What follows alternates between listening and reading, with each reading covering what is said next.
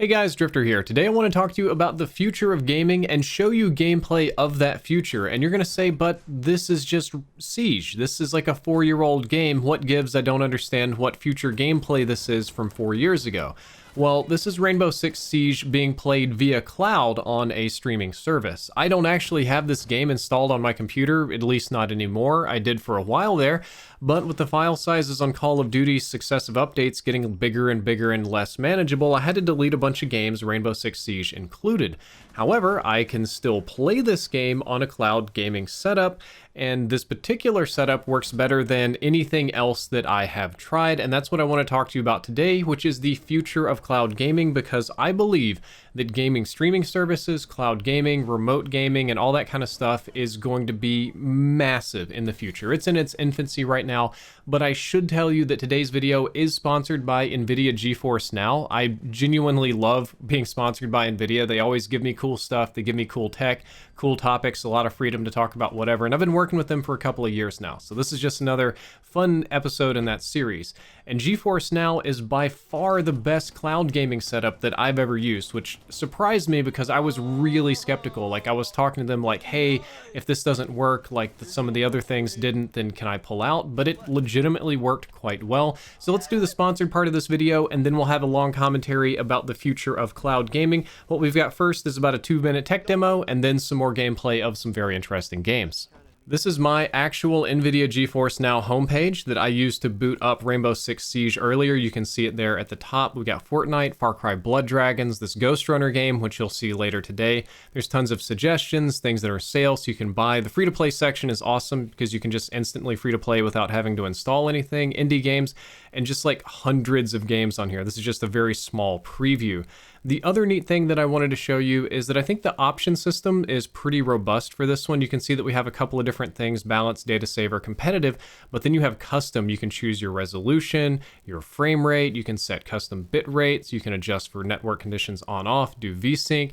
There's competitive, which basically prioritizes getting frames faster, data saver if you're on a bad connection, and balanced. For the sake of simplicity, we're playing on balance today, but I did tinker with the custom last night and I had a lot of fun kind of trying to optimize it.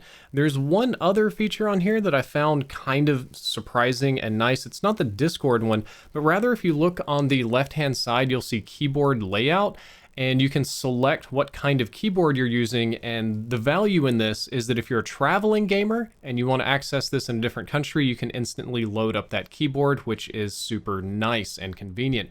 So to launch a game, you just click play, and NVIDIA GeForce Now is going to connect to a cloud server and begin booting the game and loading everything. It's got a little bit of work to go through. I'm speeding up a little bit because it's loading your like reserved slot in a giant cloud data bank somewhere. You log into Steam. I'm going to hide my password so you guys don't even know how many characters it is. That's my Steam account that I'm logging into. You just log into it like normal. You have all of your games on here. In this case, I've already synced Rainbow Six Siege with the NVIDIA GeForce Now account. You can sync most any Steam game, most any Uplay game, tons of free-to-play games you can play without rebuying. And dun dun dun dun, a minute or two later, Rainbow Six Siege has booted and is pretty much good to go. So let's cut back to the gameplay while I finish up the sponsored segment, and then we'll talk about the future of gaming. The cool thing about this is that you can use this on almost any computer, from huge gaming PCs to little old peasant laptops. You can use it on Mac, Shield TV, Android. Almost anything with a screen can work. There is a free membership, so if you click the link down there in the description, you can try this immediately for free today. It gives you standard access to servers and unlimited 1-hour sessions. If you pay for the Founders Plan, you have priority login queue access and stuff like that on all the servers, and 6-hour gaming sessions. It'll also give you access to games that have RTX on, so you can cloud stream a game with RTX. Now, RTX is kind of demanding and only certain cards support it, so if you wanted to play an RTX game like, say, Control, but didn't have the card, you can do that through this setup, which is kind of cool. And one neat little thing is that members of both plans can reconnect to the service immediately after their session ends. So even if you're doing free, you play for an hour, it'll kick you off, then you just log back in and you've got another free hour, which is awesome. So if you guys would like to support me, I'd appreciate it if you would click the link down there below to check out this sponsor. This is, man, tech sponsorships are the ones that I love to get. This one's free to try. It's super interesting, so I'd really appreciate it if you click the link and just give it a go and see if it works on your setup. Okay, we've talked a lot of sponsored stuff, but I think that the sponsored stuff integrates really well with the video because we're going to be talking a lot about cloud streaming tech. This technology is in its infancy, truly the very beginning. This technology right now is where VR was 6 years ago, where smartphones were 15 years ago, or I think the best analogy would be where Netflix streaming was a decade ago. I don't know how many of you remember, but when Netflix first launched its streaming platform instead of just DVDs, it was pretty not very good. It didn't work on a lot of browsers. There were quality issues, there were frame drop issues, broad support issues, there was limited access to videos and movies and stuff, and it was kind of a mess, but it's successively gotten better and been integrated into more products, so now it's just like a standard thing to stream. And that's where this cloud gaming is. It's very new right now, but it's going to get a lot better as technology itself improves, as our overall national bandwidth increases, packet loss decreases. It's only going to get better. Now, we have to acknowledge the fact that cloud gaming gets pooped on in the gaming community a lot. This is not a popular idea, and I think that it gets criticized for a lot of good reasons. A lot of the initial product launches for this kind of thing were quite rough. Other non-NVIDIA things have had issues with video quality being pixelated, or your internet struggles to keep up and you drop frames. You basically need to have some kind of sensible internet for this to work with low packet loss and high stability. I mean, running a 3G hotspot in Sri Lanka definitely isn't going to do it. And a lot of the earlier products like Stadia, for example, which I also used, had some really bad latency issues between me clicking the button, going to the server, and the information coming back. So it felt like massive input delay, which was very frustrating. And then finally, you have the biggest issue of all, more than that, is just that you have to rebuy all of your games in order to be able to stream them. And that was an issue on a lot of the other services. You literally just have to buy them again on their platform in order to stream, which I thought was nonsense. I wasn't going to spend a couple $100s to do that. So problem number one that I listed is like a global infrastructure problem that can't be fixed in the traditional sense. That's just something that takes time, but as the internet becomes more important, communication becomes more important, and the investments made, that's going to get better. What NVIDIA did is they did a ton of work on reducing latency of inputs so that you won't feel it as much, or hopefully not at all. Most of the time, I didn't notice it. For the majority of the time I played this, I really didn't notice the latency or input or delay or anything, which I consider to be very impressive because I'm a very picky gamer. Now, that's not 100% of the time. I did have a little chop here and there, and I did have one game that wasn't running the way I wanted it to, so I just went into the settings, I configured a custom setting, and got it back to going the way I wanted, which is nice. That's why we have settings. And the biggest fix of all, the best thing that they did, is that they just let cloud computers sign into platforms so that gamers can play what they already own.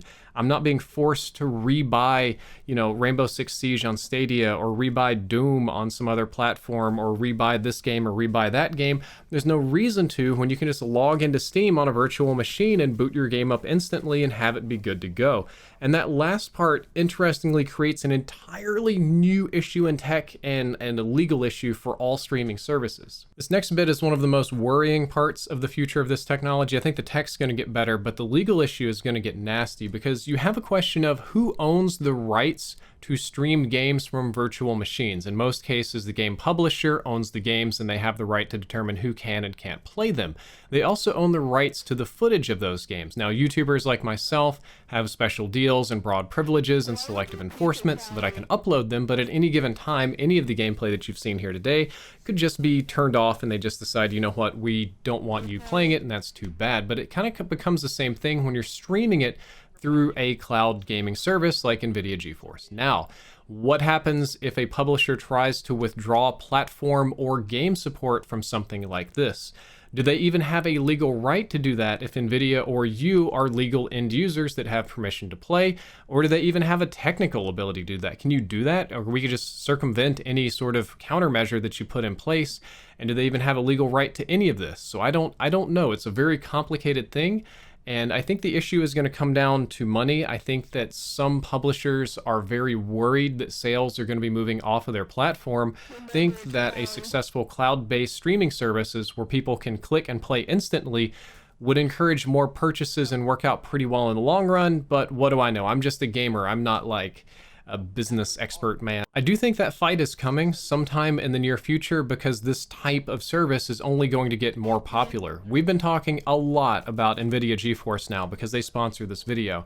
But briefly, Microsoft is looking at launching a console that can stream games somewhat like this, but it'll be their games on their console. I legitimately think that Mixer and Mixer FTL zero delay streaming was just one giant tech demo for the Xbox Series X, especially given the fact that Mixer had interesting technology where you could like take over people's controller in Fortnite and play for them if you donated enough money. Rest in peace, Mixer. You had interesting technology, but you were so small.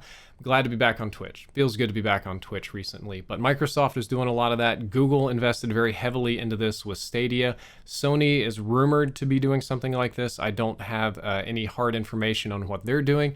And then there's just tons of smaller companies like Vortex and Blacknut and Paperspace, and you hit the Chinese cloud streaming and there's like 800 of them, and Chinese gaming services are investing massively in this. So it's really getting crazy. And what I want you to do right now is imagine a future where our internet is 10 times or maybe 100 times better than it is now. Faster, more interactive, more streamlined, less packet loss. And that may be a decade away or less, especially with the COVID going around and the work from home and the emphasis on connection. Internet is improving very, very rapidly. And imagine a future where you don't need a giant big beast of a gaming PC to play your games. You can sit down with any dinky little laptop, boot it up and play pretty much anything that will stream, that has enough RAM to stream a video. You're pretty much good to go on. Or here's a fun one, you could do it on a mobile device, or even better, on your living room TV. Just imagine somewhere like 5-10 years in the future, there's a smart TV where you can install an app for NVIDIA GeForce Now, plug your controller into the TV via USB, and bam, you're playing games instantly, and it just streams it like every other streaming service on the TV because that's all it has to do.